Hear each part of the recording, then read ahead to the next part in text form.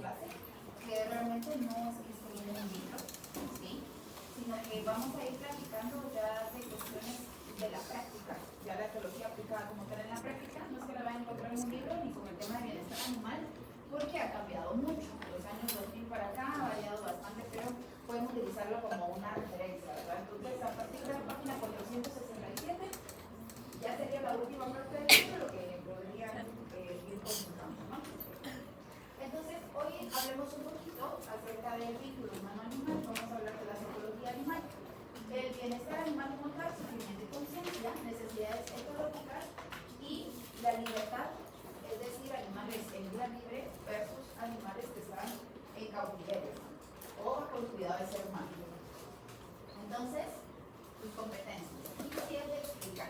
Tienen que explicar los tipos de vínculo, la interacción humano-animal, la importancia de la psicología animal, también el bienestar, sufrimiento y conciencia, cómo se aplican entonces estas necesidades etológicas con base a las nuevas tendencias. Como les decía, esto es algo que no lo van a encontrar como en cualquier libro, ¿no? Tal vez en algunos papers, y que puedan explicar cómo se compara entonces el comportamiento de los animales en libertad versus los que están cautivos.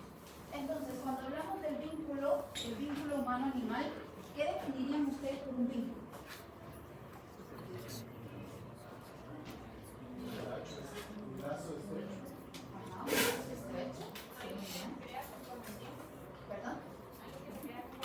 Muy bien. ¿Qué más? Es una relación. Si estoy diciendo que es un vínculo, entonces, ¿como qué tipo de relación? ¿Positiva o negativa? Positiva. Bueno, y entonces ustedes quieren que siempre va a ser positiva. No hemos hablado en el caso de los perros, ¿verdad? Esos pobrecitos sí, no importa que haya a veces como experiencias negativas o malas para ellos, siempre forman un ligero vínculo. No tan fuerte como si reciben un trato adecuado, pero sí lo pueden establecer. Entonces, antes de que hablar un poquito del vínculo, ¿todos recibieron práctica integrada conmigo el semestre pasado? Sí, todos. Todos recibieron esta charla, ¿verdad? Ya habíamos hablado un poquito acerca de René Descartes. ¿Se recuerdan o no? ¿No lo habían con ustedes? No fue con los demonios, perdón. Bueno, René Descartes. René Descartes, un filósofo, que él en su discurso del método, imagínense, del año 1637, René Descartes concebía a los animales como máquinas, ¿sí? Él decía que los animales no tenían espíritu, y por no tener espíritu y no tener un alma, pues no podían sentir. Y por eso los concebía como máquinas, es decir, los podían usar como se nos diera la gana. Por eso es de que después Harrison emite un libro de Animal Machines, si lo quieren buscar y lo quieren adquirir, donde habla desde este punto de vista, ¿verdad? Consiguiendo Descartes, que Descartes decía, bueno, son máquinas, no tienen espíritu ni tienen alma, por lo tanto, no sienten, ¿no? Entonces, por eso en el discurso del método, pues surgió este esquema, ¿verdad? Que como que tenían un andamiaje o una maquinaria de los animales. Pero la verdad es que no hay que satanizar tanto a Descartes, porque también esa conceptualización que tuvo, muy utilitarista, es decir, ver a los animales como objetos, permitió de que se empezara a utilizar a los animales en la medicina. Entonces, ya después, en el siglo XVII, se empieza a utilizar a los animales como modelos para aplicar la medicina, ¿sí? Empiezan con nuevas técnicas y dicen, bueno, usemos animales, no podemos usar ahorita personas, usemos animales para poderlos aplicar, ¿sí? Esos conocimientos. Entonces, surgió el concepto después de una medicina. ¿Por qué? Porque estaban trabajando con animales y se dieron cuenta que ya trabajando con ellos sí había similitudes fisiológicas entre los animales y nosotros como seres humanos. Y se dieron cuenta también de parte de la medicina tradicional, que en esa época, pues estamos hablando del siglo XVII, que en esa época se utilizaba en seres humanos, pues también era aplicable a los animales. En ese momento no existía la medicina veterinaria como una ciencia como tal.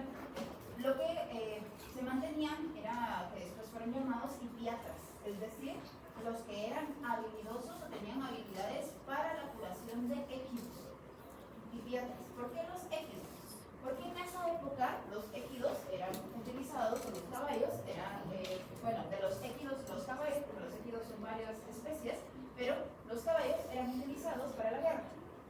Entonces, al ser un animal que era utilizado para la guerra, había que había que manejarlo adecuadamente. Entonces, por lo general, los psiquiatras eran generales del ejército, los que manejaban estos animales, ¿no?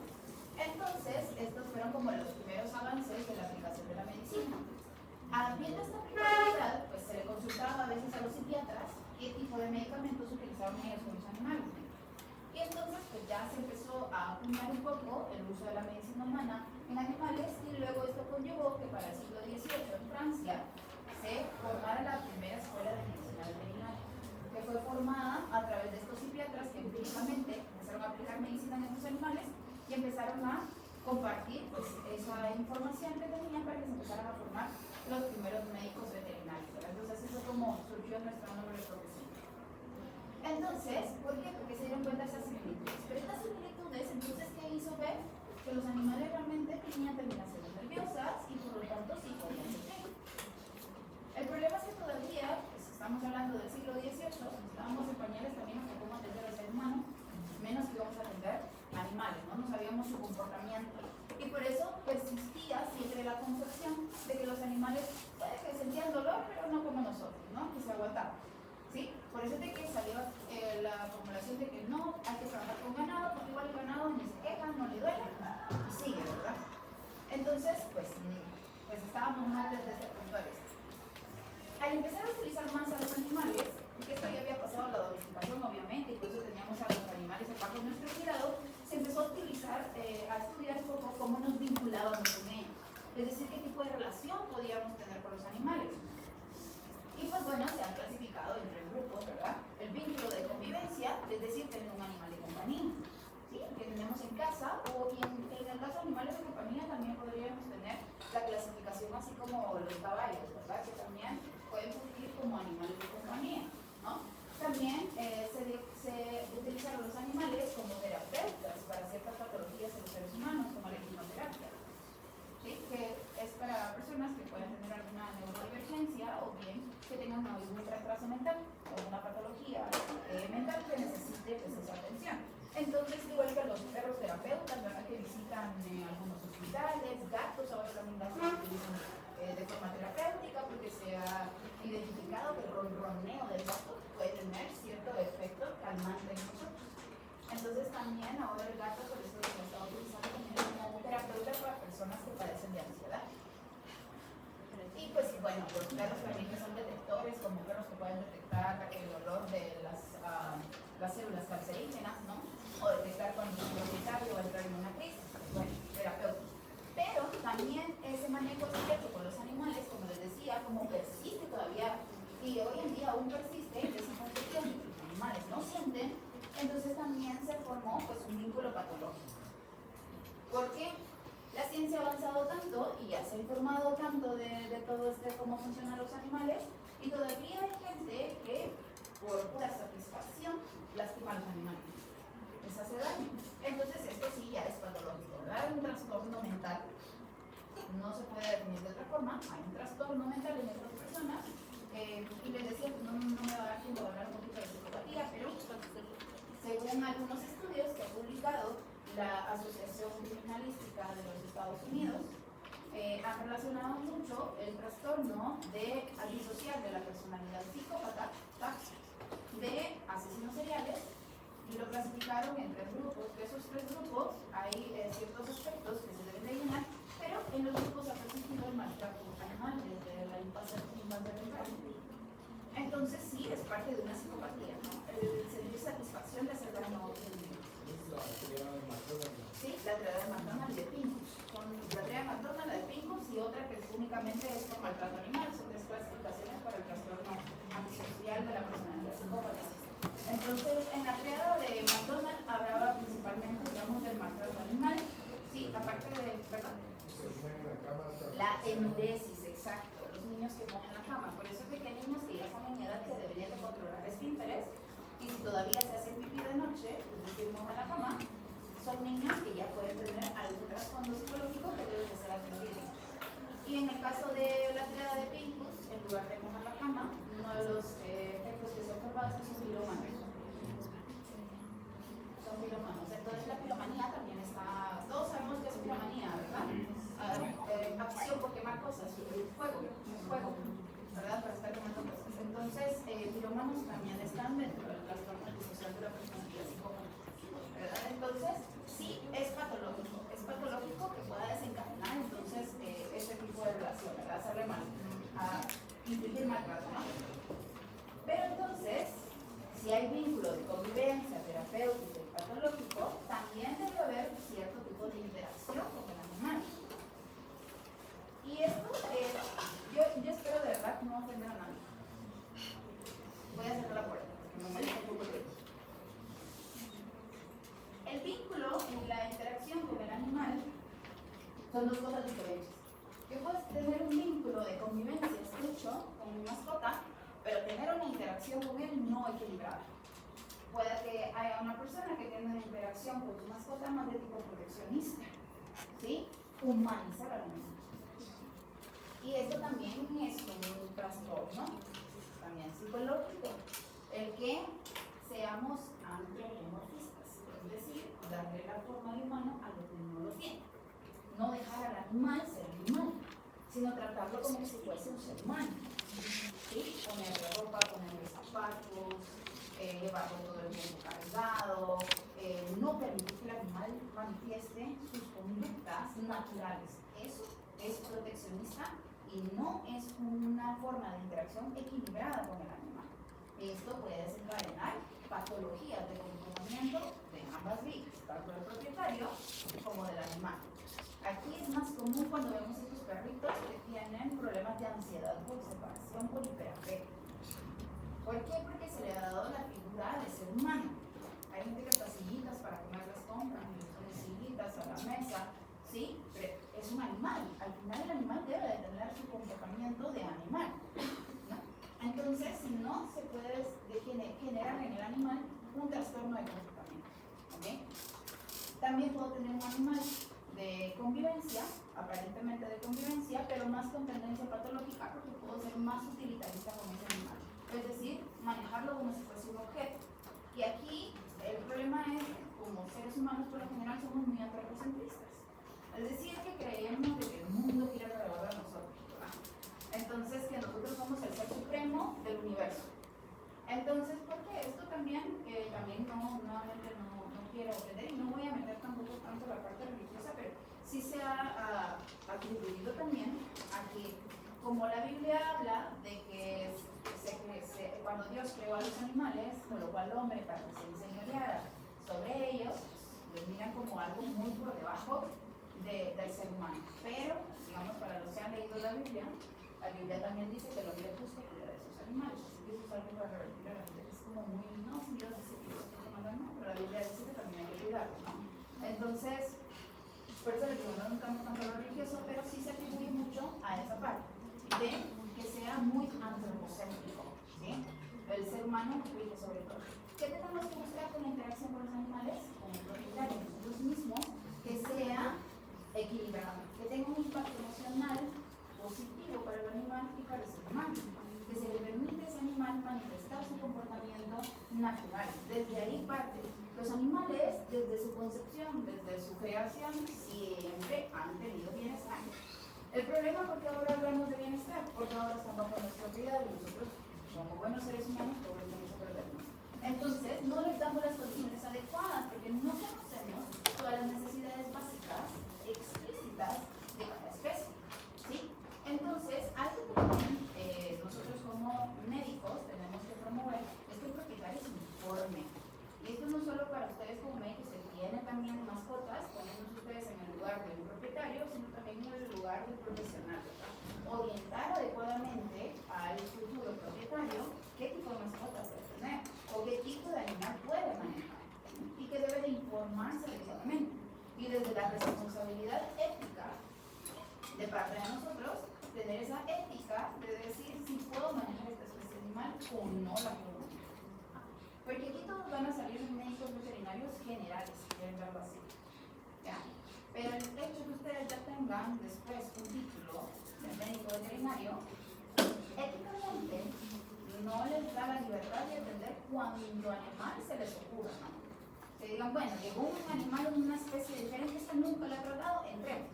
y no tengo ni a quién preguntarle, no tengo a quién consultar, no tengo con quién referir. Yo no viví en esa especie durante la carrera porque les va a dar tiempo de ver todas las especies animales y solo porque soy un médico digo pues no lo voy a atender. Falta de ética total. Si yo no sé esa especie, mejor no la atiendo y lo voy a proteger un médico. No, porque la gente piensa que como uno es veterinario, uno sabe de todo. ¿Sí? A uno le preguntan de todo, delfines, ballenas, todo y uno dice, ¿verdad? Entonces, tenemos que especializar, por ejemplo, el importancia de la especialidad, ¿no? Entonces, tenemos que buscar que sea equilibrado, respetar al animal y dejarlo ser animal, ¿no? Entonces, ¿por qué los animales entonces necesitan bienestar? Se lo acabo de decir, ¿por qué? ¿Por qué ahora tenemos que hablar de bienestar? ¿Cómo? Exacto, porque ahora están bajo nuestro cuidado, ¿no? Por eso es que ahora tenemos que hablar de bienestar. Bueno, entonces, ¿por qué surgió esa ciencia? Porque los tenemos bajo nuestro cuidado, ahora nosotros los explotamos, porque en la realidad explotamos los animales, algunos no es de explotación, sino de compañía. ¿Y por qué? ¿Se recuerdan cuando vimos en ecología el clímax y el proclímax? ¿Qué es el clímax y qué es el proclímax? Creo que el clímax era cuando estaba en el equilibrio entre el ser humano y las especies, ¿no? O sea, hubiera como ese equilibrio donde ninguno afectara al otro. Ah, ¿y el proclímax? Creo que cuando el ser humano se pasa y ya quiere conseguir un equilibrio del ecosistema. ¿Alguien opina otra cosa? ¿O se recuerda de otra cosa? ¿O nadie se recuerda? El clímax es el equilibrio natural sin intervención del ser humano. ¿Sí?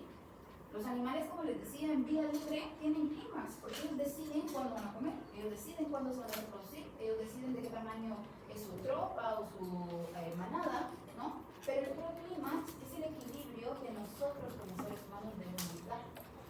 ¿Sí? Cuando nosotros logramos tener un equilibrio, pongamos por ejemplo una explotación de cerdos, si yo logro tener ese equilibrio de la cantidad de individuos por metro cuadrado, la cantidad de alimento adecuada, la disponibilidad de agua, lugares para esparcimiento, porque los animales también los necesitan, reproducciones también controladas, entonces yo estoy dando ese proclímax, porque yo lo estoy promoviendo. ¿Me explico?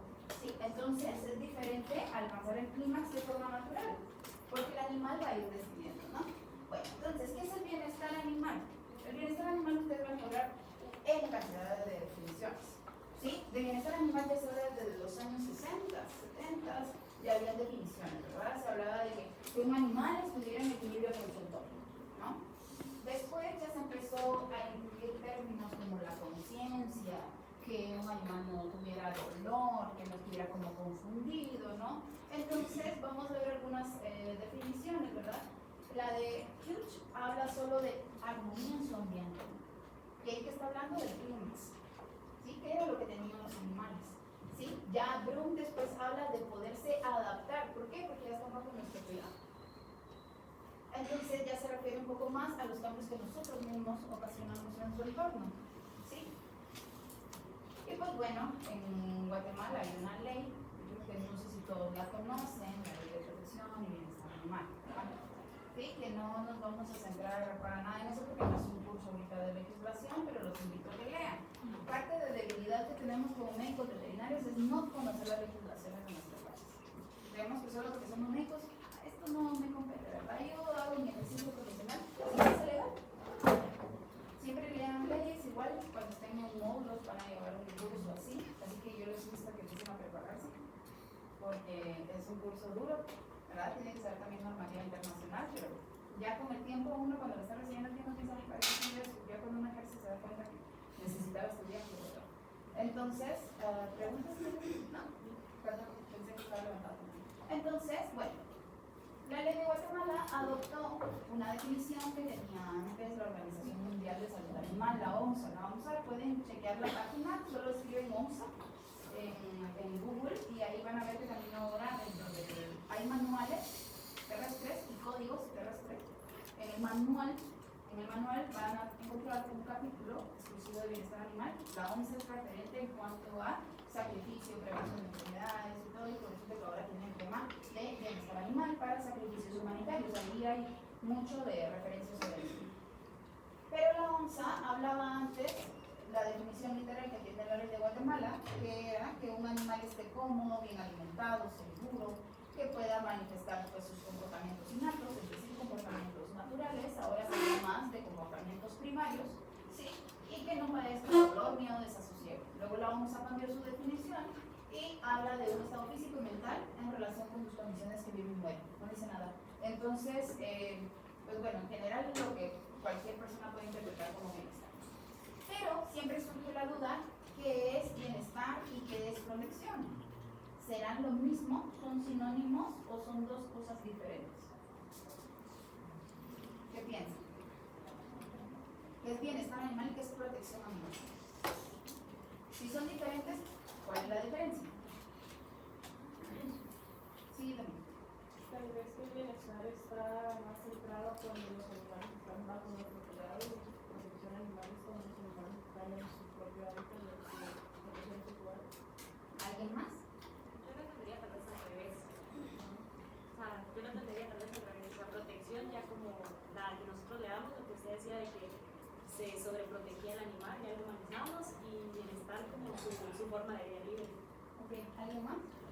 Pero, yo creo que en bienestar también se incluiría,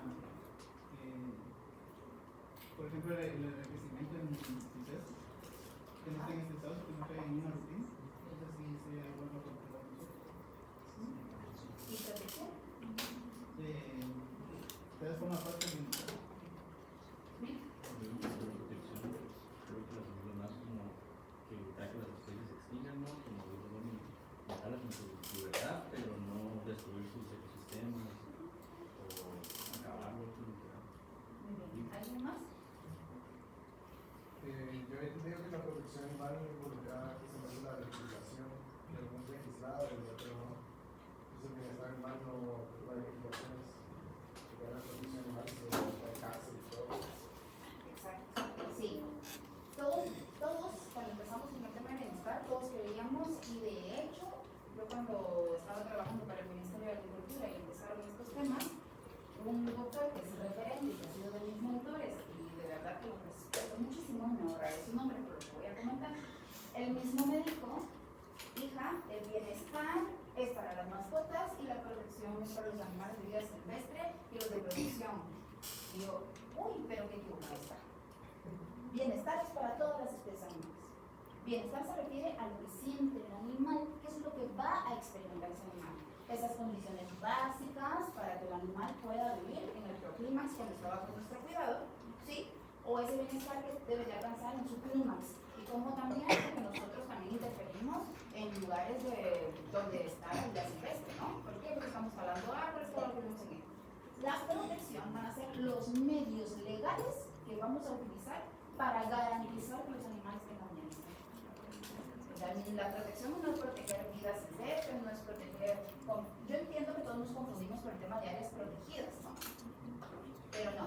Si estamos hablando de estos términos, los tenemos que manejar bien, ¿por qué? Porque luego por eso esos son problemas cuando nosotros estamos hablando con un productor y le decimos, no, es que tenemos que aplicar bienestar. Si ustedes van a lugares de producción animal y uno dice bienestar y es mala palabra, casi que lo dinchan a uno. Porque por la ley de protección y bienestar animal en Guatemala, la mayoría piensa que si uno habla de bienestar es porque ya le va a caer la unidad de bienestar animal y lo va a sancionar, ¿no? Pero tenemos que tener claro esto, bienestar es lo que el animal experimenta. La protección van a ser los medios legales que yo voy a utilizar para garantizar que ese animal tenga bienestar. ¿Me explico? Estamos bien con la diferencia. Bienestar, todos los animales deben de gozar de bienestar independientemente en cautiverio, vida libre, cualquier especie, ¿no? La protección van a ser todos los medios legales que tengo para poder garantizar que ese animal tenga bienestar, ¿sí? Porque por lo general, lamentablemente en nuestra cultura, si no hay sanción, la gente no lo hace, ¿sí? Entonces es muy difícil que se cumpla. Por eso parte de lo que nosotros hacemos es la sensibilización. Y este artículo se los voy a compartir para que lo lean, porque me gusta estar en la situación médico veterinario también, desde la parte que tiene que es protección, y a se debate ese tema, cómo nos confundimos en qué es bienestar y qué es protección, ¿no? Bueno, psicología animal. ¿Tiene relación la psicología con la veterinaria? Y es necesario entonces que sepamos un poquito de conceptos de psicología para aplicar Y entonces, ¿a qué creen ustedes que se orientaría si hablamos de psicología en animales?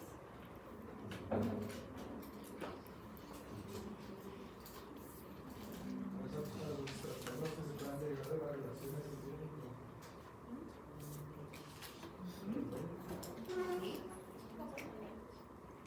Ajá. Por ejemplo, a nosotros nos tocó un caso de los artículos científicos de las ratas de que cuando estaban en el laboratorio, por ejemplo, eso puede pasar incluso con un teclado, de que desarrollaban actitudes compulsivas, que era por, o sea, no se definen la causa, sino que empezaron a desarrollar eso porque no estaban en un entorno natural ni enriquecido. Entonces, por eso yo creo que ahí entra en psicología, porque es para entender el por qué en un estado controlado en otros lugares a un estado natural. Sí, gracias. Si de pronto alguien se quiere dedicar a la etología, yo les recomiendo que estudien, o al menos en algunos cursos de psicología. Y la verdad, aún aunque no se dedicaran a etología, sí les recomiendo que tomen algunos cursos libres de psicología, porque es bien interesante para nosotros como médicos analizar el comportamiento humano. Porque cuando llegan a la clínica, uno pregunta, ¿y qué ha hecho con su paciente? Y ustedes pueden identificar con un poquito de comportamiento humano si el propietario les está diciendo la verdad, está confiando o está mintiendo, ¿verdad?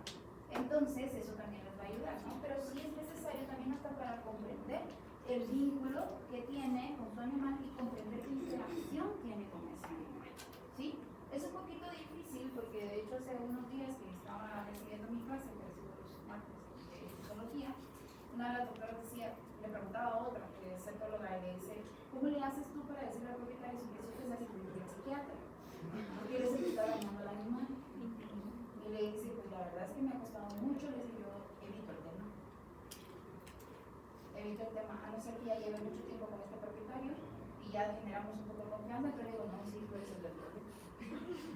Pero es un poco difícil, ¿no? Porque también son como temas delicados, ¿no? Una persona no va a querer aceptar que tiene alguna patología mental como para querer ir a recibir una atención médica, ¿no? O al menos una atención con un psicólogo, y si es necesario que lo lleven a un psiquiatra, ¿sí? Pero aquí todavía está tabú. Porque yo les aseguro, no me vayan a contestar, nadie va a levantar la mano. Pero si yo dijera, ¿quiénes van al psicólogo? Algunos pueden ir y no van a querer levantar la mano porque les da vergüenza por ir al psicólogo. Entonces, yo hasta hice el cambio aquí, ya no me dio chance, pero yo iba al psicólogo, lo necesitaba, o sea, definitivamente lo necesitaba. Yo trabajaba con animales en maltrato animal, y definitivamente yo lo necesitaba, y trabajaba en un ambiente hostil también laboral, yo lo necesitaba, si no, de verdad, yo hubiera colapsado. Pero es necesario, y entonces, ¿cuántos lo hacen? Por eso digo, no levanten la mano. Ahorita quiero comprometer a nadie, pero es difícil, ¿no? Entonces, tenemos que basarnos en la psicología, ¿por qué? Antes, tanto como psicología animal, vamos a hablar, por eso se la llama de la ecología, porque la ecología va a necesitar de la psicología, va a necesitar de la sociología, necesita de la medicina como tal. Necesitamos saber fisiología, necesitamos saber anatomía, necesitamos saber nutrición. Miren, para esto es bastante complicado. Pero cuando se habla de psicología, vamos a hablar también de la cognición y las emociones del animal. Entonces, ¿qué es la cognición? ¿Qué creen o qué se recuerdan? Porque eso se lo dejé en una hora. ¿Qué es la cognición? ¿No? Bueno, pues dejé una definición para que nadie se lo olvide. Entonces, la cognición, estamos hablando, por eso es de que decimos que en parte es psicología animal, porque nosotros en la cognición estamos hablando de esos procesos mentales, es decir, ¿qué le va a permitir al animal adquirir pues su lenguaje corporal, ¿no? Entonces, ¿qué vamos a ver en la cognición como tal?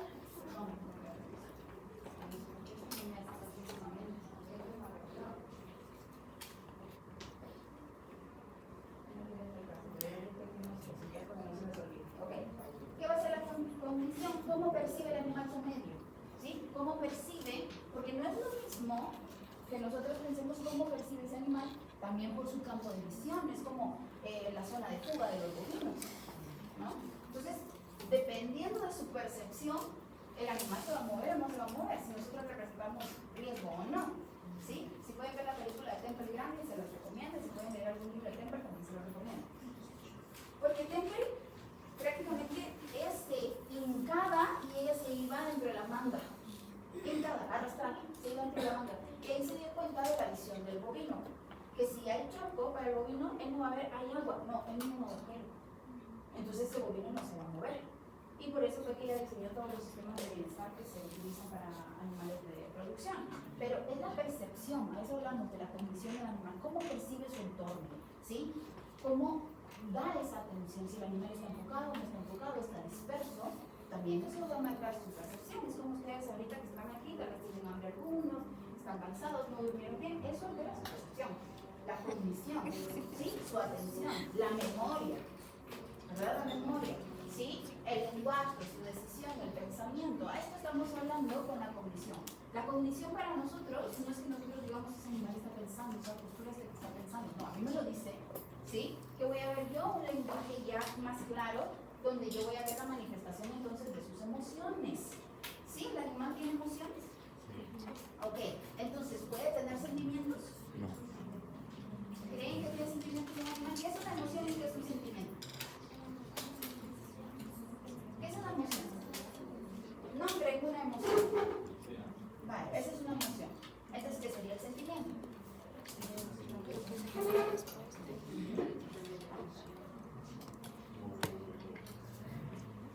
Como la ¿No? conexión. ¿No hay claridad? Bueno, una emoción va a ser breve, ¿sí? Ah, me puse feliz porque llegó mi dueño, ¿verdad? Ay, estoy brincando, ¿no? Estoy intenso. Pero el sentimiento ya lleva una elaboración mental, ¿sí? Que ya entonces, por lo general, puede ir privando un poco más la emoción, va a ser más duradera y más compleja. ¿Sí? Puede ser más compleja, ya se puede también expresar a través de acciones y palabras como el amor y la gratitud. En los animales no se ha logrado identificar un sentimiento como tal. En los animales solo vemos emociones. ¿Sí? ¿Qué emoción es la que se observa en los animales? No hablamos de sentimientos. Porque realmente un animal puede demostrar una emoción de alegría, pero no sabemos si realmente está sintiendo solo alegría o tal vez está sintiendo amor. Porque realmente los animales no hablamos tanto de amor, por eso hablamos de un vínculo de alguna manera con nosotros. Nosotros nos encanta humanizarlos y romantizarlos, de decir que me aman. A lo mejor solo medio le caemos bien, ¿verdad? Porque no depende de nosotros para comer, pero nosotros no podemos identificar si de verdad siente amor, ¿sí? Es cierto que se han hecho un poquito, desde la palabra, se han hecho un poquito de estudios y se ha relacionado de que un animal cuando establece un vínculo, ¿sí? Pero nuevamente porque nos encanta humanizar, el animal establece un vínculo con su propietario, se ha relacionado empíricamente con el sentimiento que nosotros como seres humanos experimentamos cuando nos enamoramos por primera vez. Por eso es que cuando se ha relacionado que abandonar a un perro que ya se vinculó, ¿sí? Es como cuando nos abandonan también por primera vez, ¿verdad? Sí, el despecho del primer amor, ¿verdad? Ya les traje recuerdo la Yo vi un estudio que no recuerdo dónde lo vi, pero hicieron un estudio con perros no entrenados, sino que los entrenaron para poder hacerles tomografías, en donde prácticamente pusieron como el olor de una persona extraña y el olor de su dueño. Entonces al entrenarlos, pues lo colocaron para que pudieran realizar la tomografía y dijeron de que los resultados habían arrojado que a la hora de acercarle el hisopo con el olor de su dueño se activaba la hormona la hormona del amor. Entonces no sé si es la emoción, es la emoción como tal, porque es que no podemos hablar del sentimiento porque el sentimiento se expresa. Cuando ustedes tienen un sentimiento por una persona, sí, o aún por su mascota, ustedes le llevan de regalos, que te hago piojito, el perro no hace eso. Entonces el perro no es que espontáneamente vaya a tener como interacciones, porque sí sé que ustedes tal vez no interactuaron mucho con él, dependiendo también de la personalidad, porque eso sí, la verdad es que sí se atribuye que hay personalidad, ¿sí? Porque hay perros que pueden ser los mejores tratados del mundo, pero son súper arrogantes, si lo queremos ver de alguna forma, ¿verdad? Entonces, pero eso también nuevamente factores ambientales, cómo nosotros modificamos esa conducta con lo que nosotros hacemos. Pero me estaba contando que para un perro que había llegado a la ciudad, y nosotros fueron, todo el tiempo que me estaba haciendo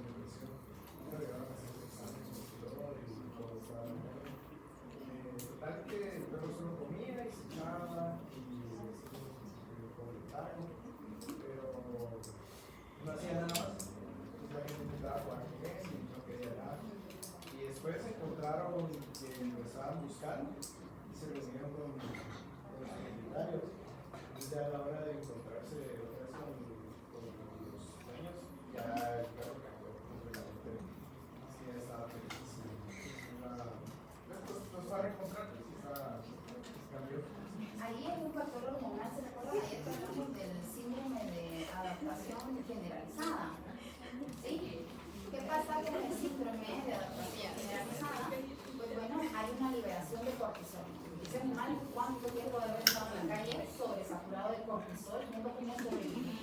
Y dijimos que pueden entrar después a una etapa que más que depresión, no podemos decir que es depresiva, dijimos que se llama indefensión. ¿Sí? Indefensión aprendida o desesperanza aprendida. Entonces este animal pudo haber entrado de que estaba sobresaturado por cortisol, no logró hacer lo que necesitaba y entró en esa etapa de indefensión, ¿no? Ya se dio por vencido, pues bueno, ya no lo voy a contar. ¿Ya? Y que sí, esto es hormonal, la emoción, claro, la emoción, podríamos decir que estaba triste, sí lo podríamos decir, que tal vez estaba triste y que estaba en esa etapa de indefensión y pues a lo mejor este animal tenía, sin decir a lo mejor, muy probable, tenía vínculo afectivo muy fuerte con esos propietarios y por eso fue que, bueno, dijo, ya se acabó mi vida, llegó a mí la desesperanza, que es la realidad, probable si lo queremos poner en palabras de ser humano, y se estaba dejando morir probablemente. Como algunos animales que se separan de la manada. Por eso, en la parte de tanatología también y la parte de las emociones, digamos, negativas en los animales, no hay mucho estudio. Ustedes buscan cursos de tanatología, van a encontrar sobre seres humanos, suele enfocar al duelo de seres humanos, no para los animales, pero en los duelos también se puede hablar de eso, la separación, el romper un vínculo, ¿no? Entonces, eso no está como muy estudiado, pero podríamos decir que empíricamente la mayoría de médicos que nos dedicamos al estudio de comportamiento, sí estamos seguros de que los animales pasan por duelo. Y por eso es importante que el animal también tenga un cierre. Si va a fallecer un compañero en casa, que sea otra mascota, que se despida, de que pueda ver el cadáver y despedirse. Igual si muere alguien de la familia, un miembro humano, que pueda despedirse del miembro humano también. Es algo que no se te acaba de mencionar. Yo tenía 3 perros en su casa. La cuestión es de que 2 se murieron en la misma semana. Y la que quedó, como no, ahí sí no se le presentó el cuerpo ni nada, empezó a adelgazar bastante, me parecía como si fuera de la calle. Entonces es por eso. El duelo, es el duelo. Los animales también tienen derecho a un cierre, ¿no? Entonces, el animal que vamos a hablar con él, emoción. ¿Y cómo podemos nosotros definir emoción? Por comportamiento, nuevamente. Lenguaje corporal. Por eso es que tenemos que saber de cada animal, ¿sí?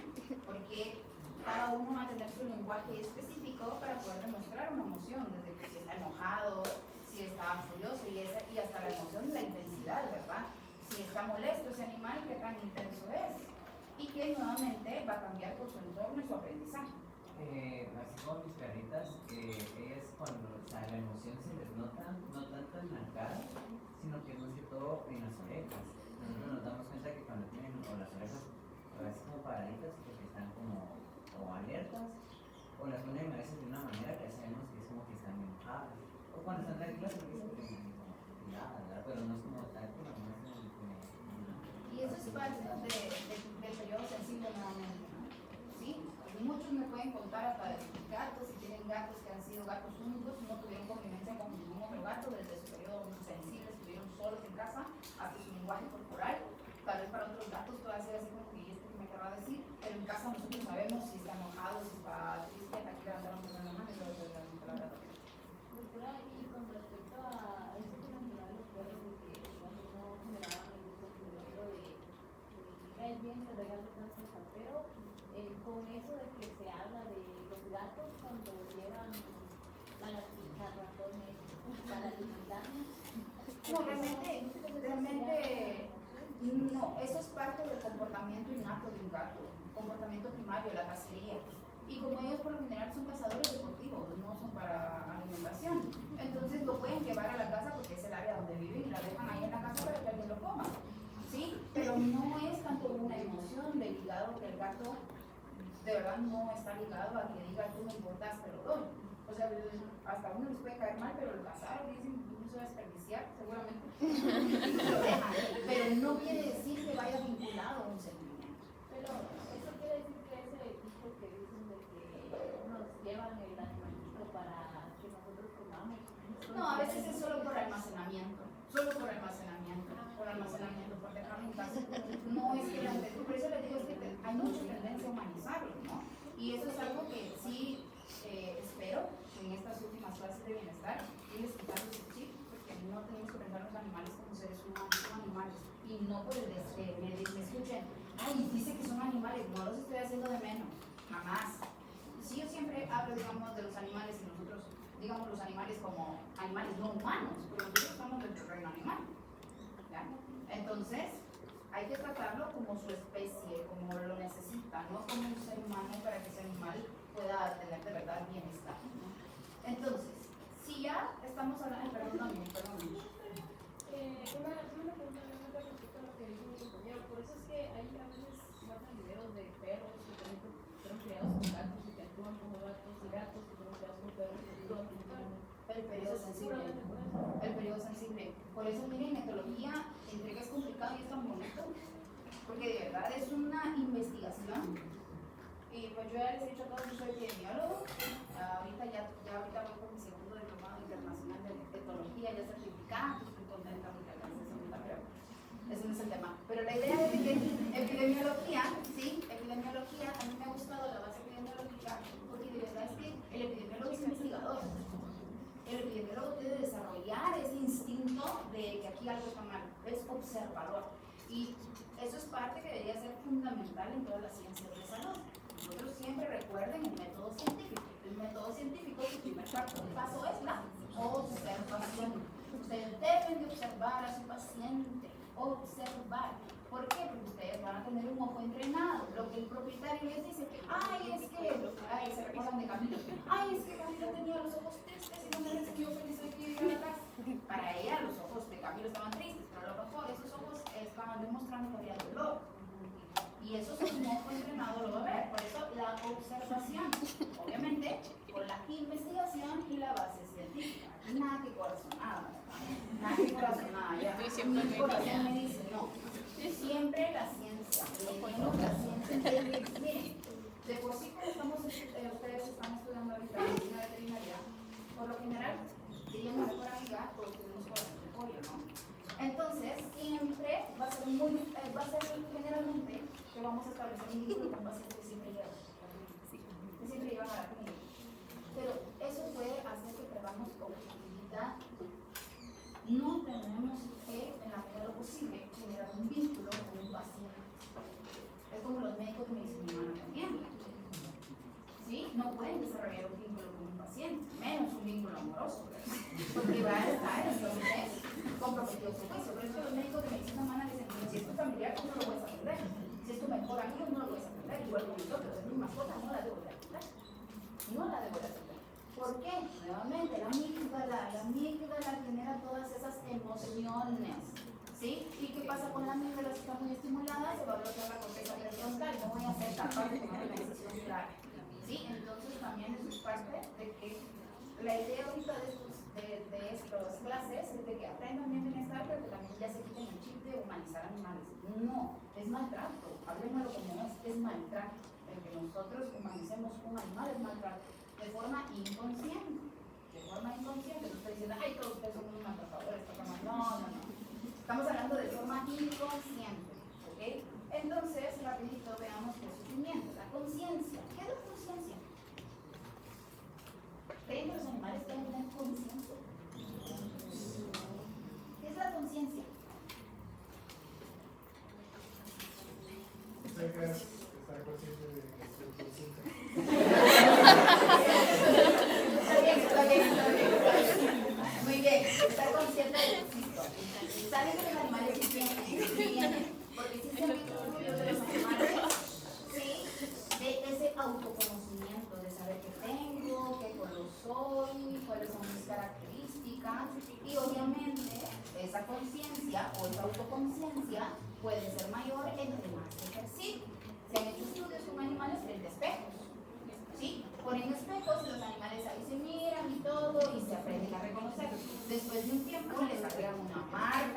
embargo, los ponen otra vez frente al espejo y se dan cuenta que los animales tratan. Y los que más rápido han desarrollado esta habilidad han sido los elefantes. Aparte los primates, ¿verdad? Los primates, como todos dicen, son nuestros primos, ¿no? Pero sí, pero los elefantes. Y hasta tenemos estudios peces. Esos que les hacen una franquita y luego se dan cuenta y se empiezan a restregar en todos lados para quitarse la franquita, ¿no? Entonces, nuevamente, dependiendo también el entorno. Esto va a depender del entorno. Un gato que jamás ha visto un espejo, le ponen un espejo, va a empezar a zizar, va a decir, pucha, que este adopta las mismas posturas que yo, este también va a querer pelear igual que yo, es el mismo. No lo sabe. Pero un gatito que ya se acostumbró a verse a un espejo, sabe qué hacer. Sí, pasa, sabe qué hacer, ¿no? Entonces, la conciencia principalmente es la autoconciencia, saber lo que tengo, que soy, cómo soy, ¿sí? Y también anticipar esa conciencia también nos ayuda a eso, como anticipar qué va a pasar, ¿sí? Porque ellos saben sus habilidades, ¿no? Y entonces esa conciencia les ayuda a anticipar lo que habíamos visto de la defensa, del cortejo, saber la autoconciencia de un ave que va a cortejar por primera vez y dice, no, pues no he aprendido mucho, no, a ver cómo me va, si lo queremos poner en términos humanos, ¿no? Entonces es autoconciencia, ¿verdad? Sí, soy muy inexperto, a lo mejor ni logro conseguir pareja, pero mismo tengo que correr el tiempo porque algo aprendo, ¿no? Entonces, esa de anticipar qué es lo que va a pasar dependiendo de sus habilidades de los animales si lo tienen. La sintiencia.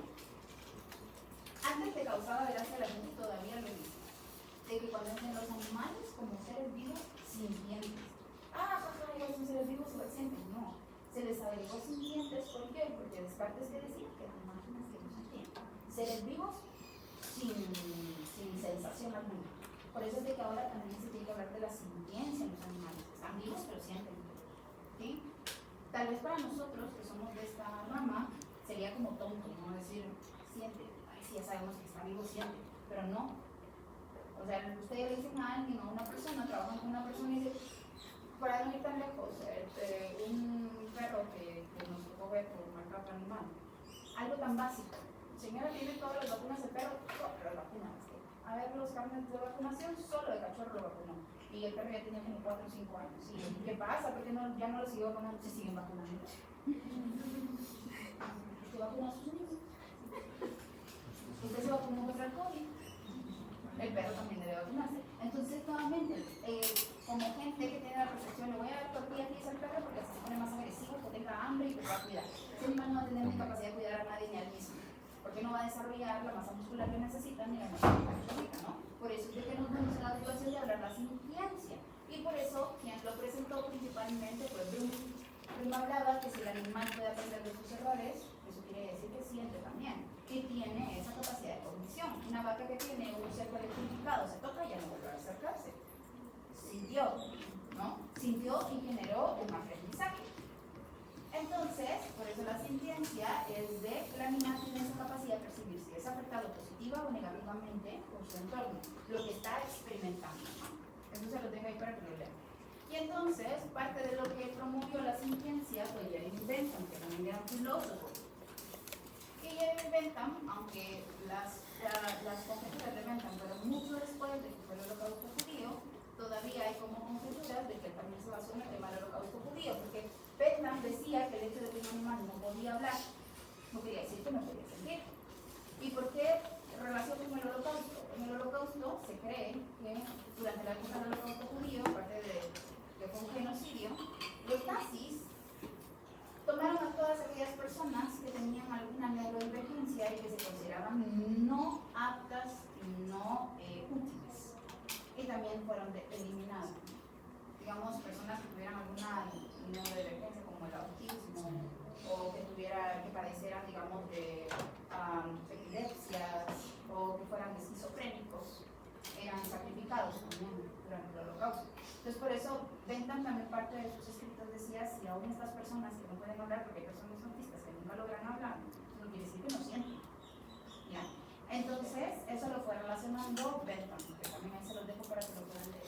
Entonces, un animal que ha estado sometido a estrés, dolor constante, nosotros como médicos, entonces vamos a ver que ese animal puede tener alteraciones fisiológicas. Podemos ver patrones respiratorios alterados, temperatura alterada, podemos ver también la frecuencia cardíaca alterada, porque estamos hablando de cortisol.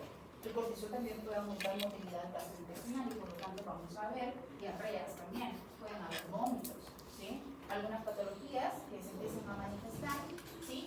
Pueden ser también consideradas entonces ectosomáticas. Así como en el ser humano se habla de lo psicosomático, que por mucho estrés se nos cae el cabello, que bajamos de peso, que vamos a tener problemas gastrointestinales, en los animales esto va a ser ectosomático. ¿Por qué? Porque estamos nosotros midiéndolo con base a su lenguaje corporal, su comportamiento.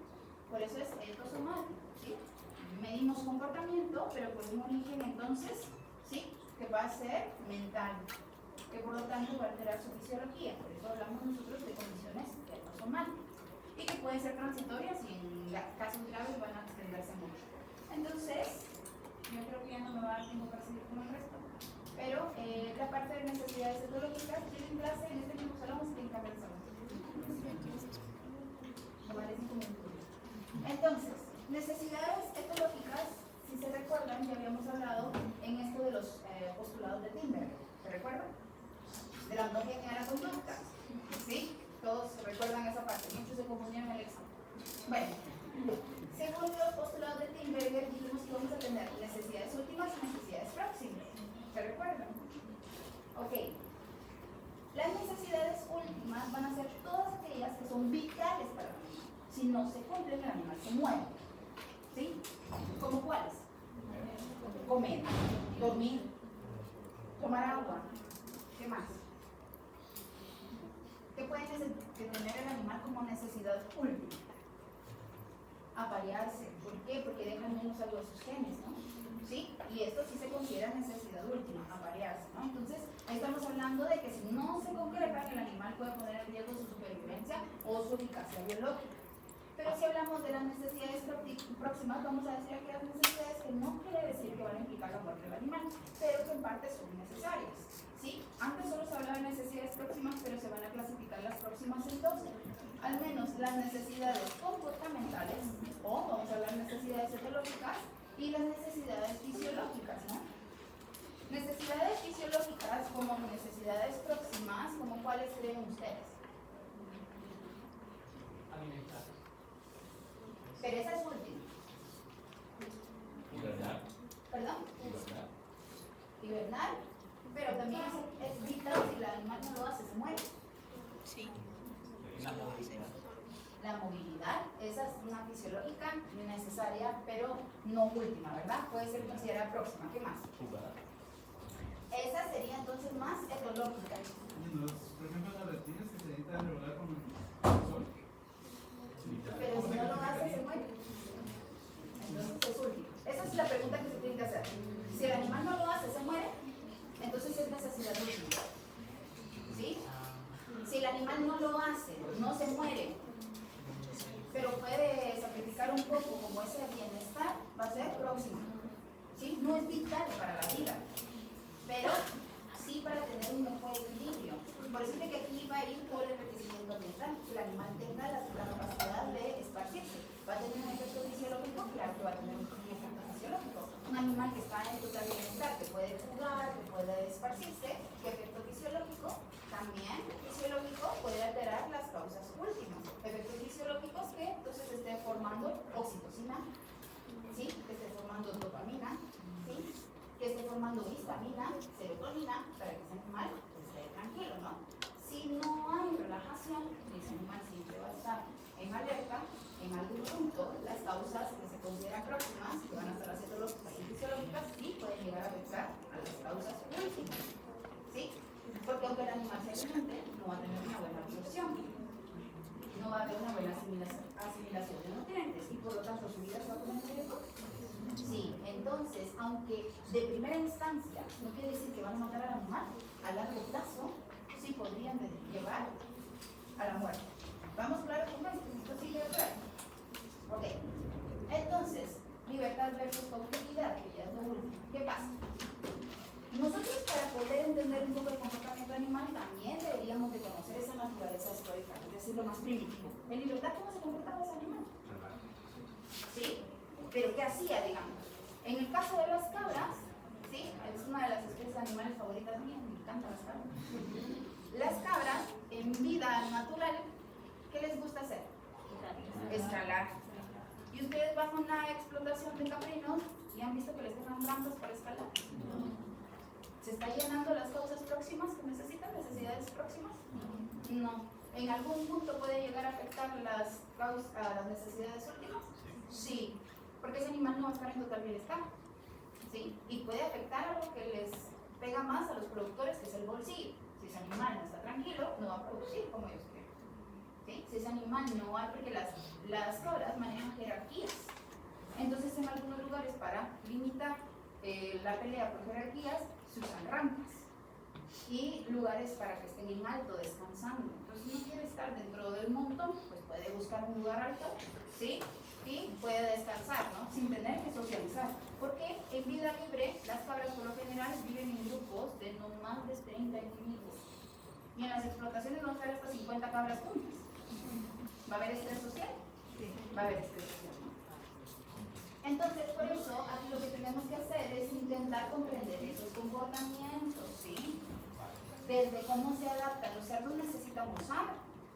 Y en lugares todavía se utiliza colocarle un arete en la nariz al cerdo para evitar que esté gozando, ¿no? Y eso es parte de no permitir su comportamiento natural. Entonces, la idea es que nosotros vamos viendo esas necesidades, que realmente pueda que sean últimas o puedan ser necesidades próximas, pero ¿qué lo motiva a buscar eso? ¿Será que va a ser la eficacia biológica? Los cerdos, yo les contaba que son bien limpios y les encanta bañarse. Tenerles piletas es increíble con los cerdos y una cama de paja. Van, se bañan, regresan y se secan en la pajita, o si tienen para ir a tomar el sol, van, toman el sol, se secan, regresan a la pajita y descansan. ¿Sí? Animales muy limpios, muy inteligentes, pero tenemos la percepción, que por eso hasta insultan a la gente cuando es sucia, eso es bien cocho, ¿no? Si el animalito es re limpio. ¿Sí? Entonces, pobrecito. El insulto no para él. Entonces, tenemos que evitar entonces comparar esas necesidades, de decir, ok, todo lo que yo observo en cautividad se aplica para la libertad. No. Porque las condiciones van a cambiar. Sí podemos compararlos a la viceversa, decir, ¿qué necesitaba en libertad? Y yo debería estar garantizando ahora que lo tengo en cautividad. ¿Sí? Que yo no estoy llenando, ¿verdad? Porque a veces nosotros les damos como enriquecimientos muy limitados a los animales. No les damos lo que realmente necesitan. Ahora hasta se habla de enriquecimientos sensoriales, enriquecimientos sociales, enriquecimientos también gustativos o de alimentación o olfativos. Es bastante lo que podemos trabajar con los animales. A fin de que, como en parte decir, no le podemos preguntar al animal qué es lo que quieres hacer, qué es lo que te gusta, ¿no? Pero si observamos en vida libre, sí podemos a través de la experimentación aplicar entonces nuevas estrategias, como a las vacas que les encantan los cepillos para rascar. Se han hecho estudios donde se coloca la comida, pasto fresco y lugares de cepillos. Eligen en la misma intensidad. Para ellas es tan importante alimentarse como para ir a echarse una rascadita, ¿no? Entonces, claro que puede afectar el mismo de las necesidades últimas, las puede afectar, y eso que el cepillo podría ser una necesidad próxima, pero sí puede afectar la alimentación. ¿Sí? Y ahí estamos. Muy bien, terminé. Okay. Si van teniendo otras preguntas, consultas, siempre pueden hacer por el chat o en la próxima clase. La próxima clase va a ser bienestar aplicado al perro. ¿Sí? Pues hablamos de perros.